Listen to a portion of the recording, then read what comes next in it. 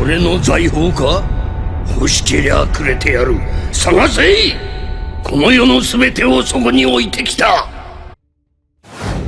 Yo guys, and welcome to this new video. Following the flow of the previous chapter, this one continues the repositioning of the characters to make them find the right spot Oda wants them to occupy in this phase of the arc. And with revelations, in some cases even very surprising, it makes everything get a step closer to the final stage of the Fire Festival.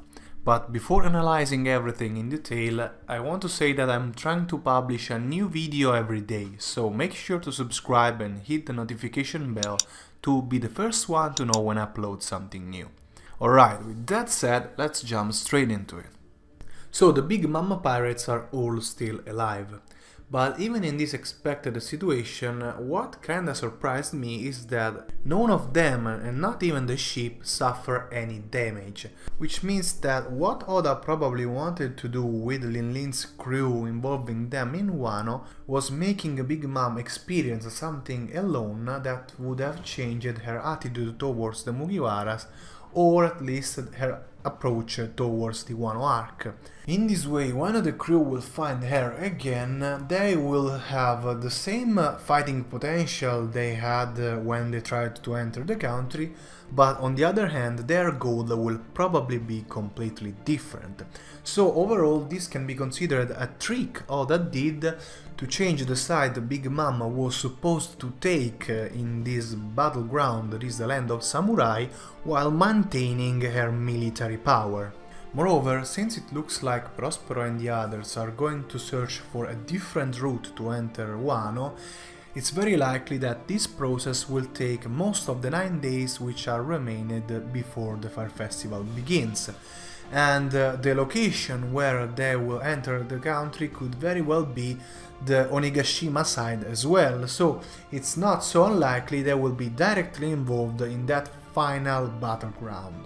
And considering their possible participation to the main fights of this arc, it's important to underline that Katakuri is almost certainly absent, because in this chapter not only we don't see him when all the elder brothers or the most important brothers are discussing about the situation, but also Daifuku talks about him in the third person, and he is not shown even in that occasion, so it's certain, in my opinion, that he remained in Totland. And since it sounds difficult to me at least that this character won't be involved again in the main events of the plot, it's possible that his future involvements will be related to some very important consequences of Lin's participation to the Wano Arc.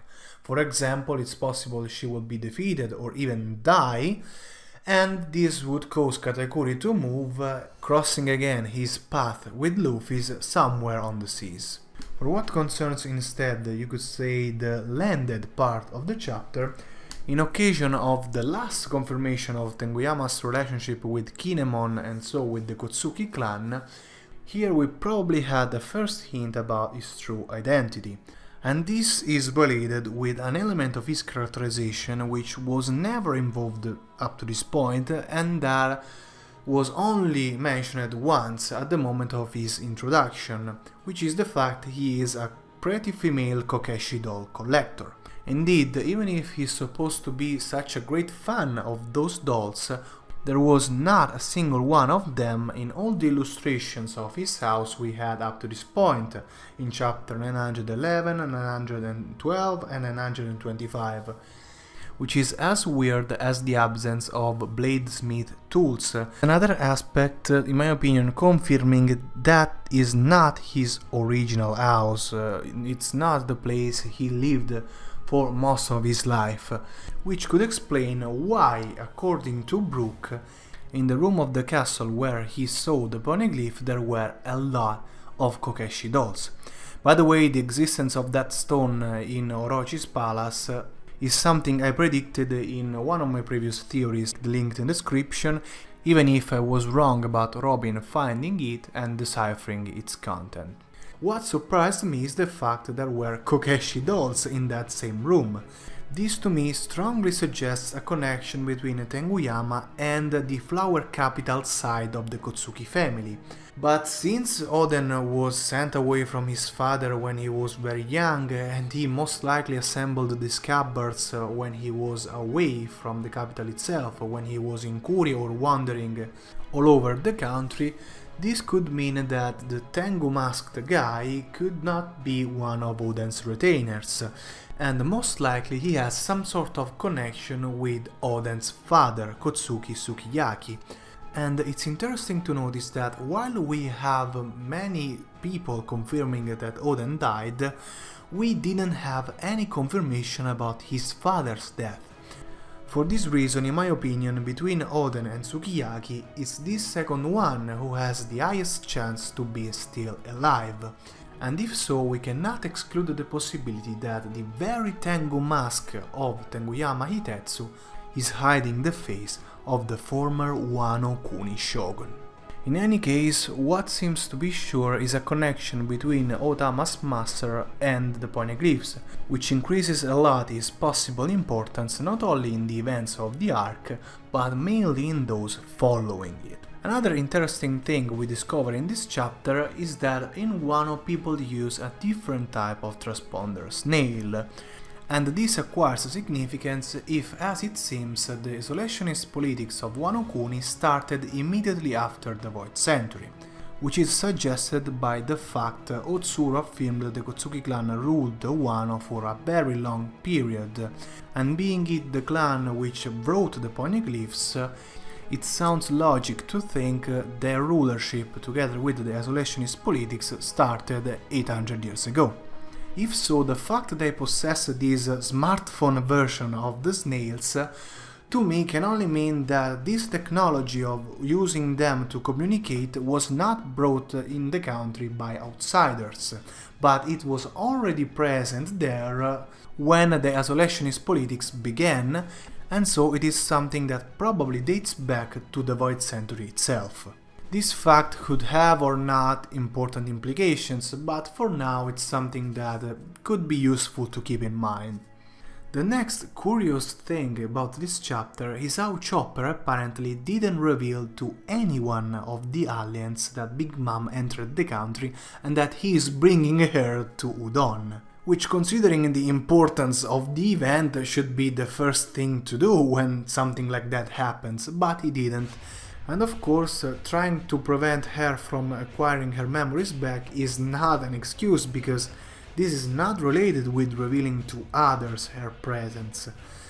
So I really don't know why he is keeping it a secret, but I'm confident we will discover it soon. For now, it looks like it's enough for him to just keep an eye on her attitude, which by the way is exactly the same she had when she was a child. She demonstrates gratitude, she's humble, and she's also a kind of gentle person.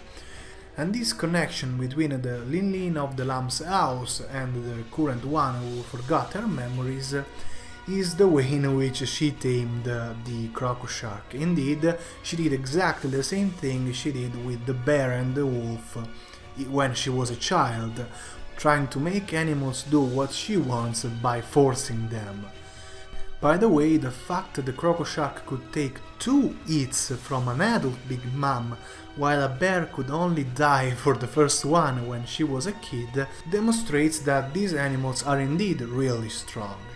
The last thing I want to say about this part is that, as Chopper underlines, Napoleon is still silent.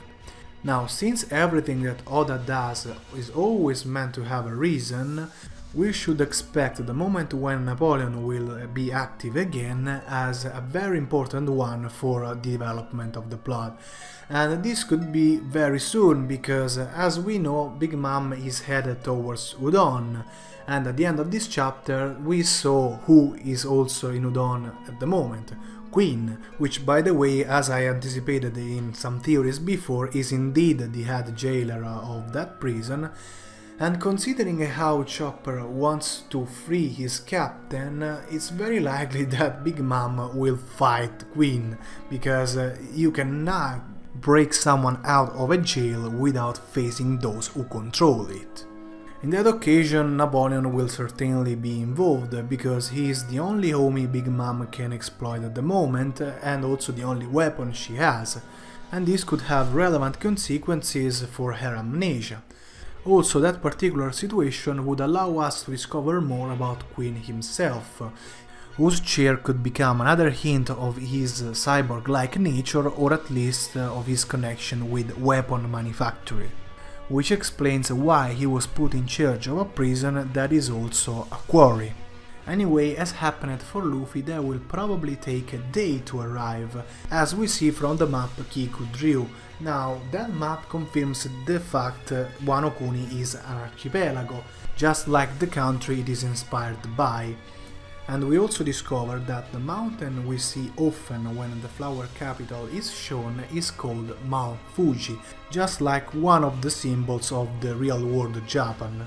And since each spot which is underlined on the map was relevant for some reason, I think the mountain will be too, maybe in the events that will follow the end of the arc. Another important thing to notice is that Udon is pretty close to the Habu port, which is the meeting place for the members of the Alliance and for all the Kozuki clan supporters remained in Wano the day of the Fire Festival. So I think it's very likely that after rescuing Luffy, Chopper's group won't come back, but instead moving forward towards the Habu port and connect with that phase of the plot that is the Fire Festival itself, the final stage, the moment of the main battles. This would allow Lin Lin, who nobody knows about currently, to participate on Chopper's and so on Luffy's side. Also, this would allow Momonosuke to take part to the fights, even if probably the 9 Red Scabbards don't want this to happen. Even if this would suit with the fact he represents Momotaro, and so he should be one of the main characters facing the Onis of Onigashima and their chief, Kaido. The same thing can be said about Tama, because she is not supposed to be part of that phase of the arc, even if her power is incredibly useful against a crew of Smile users, since she can possibly tame every gifter to make them her ally. To conclude the discussion about Chopper's group, it's very interesting what Kiku says about the shout Zoro taught Momonosuke. Indeed, the fact it is associated with Kuri and with an old dialect could mean a different thing. One possibility is that that particular swordplay training technique was born in Wano, which being it the land of samurai won't be that surprising. But since in One Piece the details are always important, the fact Oda made Zoro teach that shout Momonosuke, in my opinion, means a connection between Zoro and Wano, which is something all of us kind of expect, and this could be the very first hint about that.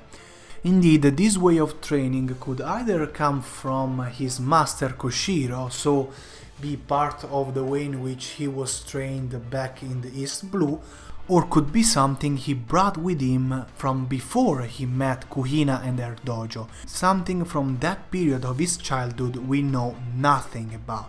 In any case, the overall sensation is that the connection between Zoro and Wano is real. Anyway, it's very interesting to see how in this very moment when Big Mom is headed towards Udon, Kid for some reason escapes, surprisingly without even bothering to get the keys of his handcuffs, which is the very reason why Luffy is still there, because the way in which they defeated the Hippo Smile user already made clear they could have escaped in any moment from the prison. The problem was removing the handcuffs. And Kid certainly won't flee without getting it off, so we'll most likely see him again around Udon's prison, and so in the next fight that will probably happen there. But ultimately all of this only makes his escape and the reason why Oda wanted things to go this way in the plot more mysterious. However, in this chapter there is something even more mysterious, which is instead why, after they just escaped the most dangerous situation not only for their life but also for Kinemon's plan, Robin and Nami are planning to go to a bathhouse. They are planning to come back to the flower capital. after they just escaped the shogun's palace somehow, and in a situation where the shogun himself is probably searching for them all over the country at this point. I mean, if they are so concerned about Otoko, why they dropped her along the way? They could have just brought her along. Now, of course, it's clear Oda wants them to go back to the capital after a short period, and in my opinion this can only be related to Komurasaki's funeral. Indeed, there's no other important event associated with that part of the country in this specific moment, and knowing the importance of Komurasaki and the fact she's probably still alive, is no surprise that Oda wants to give that ceremony a great importance for the plot. However, for the first time in a while, it really looks like he did that in a kinda rushed way. Anyway, the bathhouse is probably very important because that will be the place where Nami and Robbie will meet again Komurasaki, aka Kozuki Iori, giving the courtesan the possibility to be involved more directly in the Nine Red Scabbards revolt. The funeral could also become our best next chance to see Zoro again, since it looks like he's not in Ebisu Town anymore, and I say that because it's very unlikely that in a place not so big where Sanji, Law, Frankie and Usopp are all gathered together, they couldn't meet Zoro at all, so it's very likely that Zorojuro already left. By the way, it's interesting to notice that in the house where Sanji's group is now, we can see not one but 3 hats practically identical to Denjiro's one, and also to that of the mysterious man we see exchanging sake cups with Crocus in that famous cover page. But this is not as surprising as the fact we don't get to know what happened to page 1. Did Sanji defeat him? Did the invisible stealth black just escape, or did page 1 retreat for some reason? We don't know anything about what happened, which is weird, especially because also Drake and Hawkins were involved in that situation. I don't know if Oda is doing this on purpose in order to show what happened in a different contest.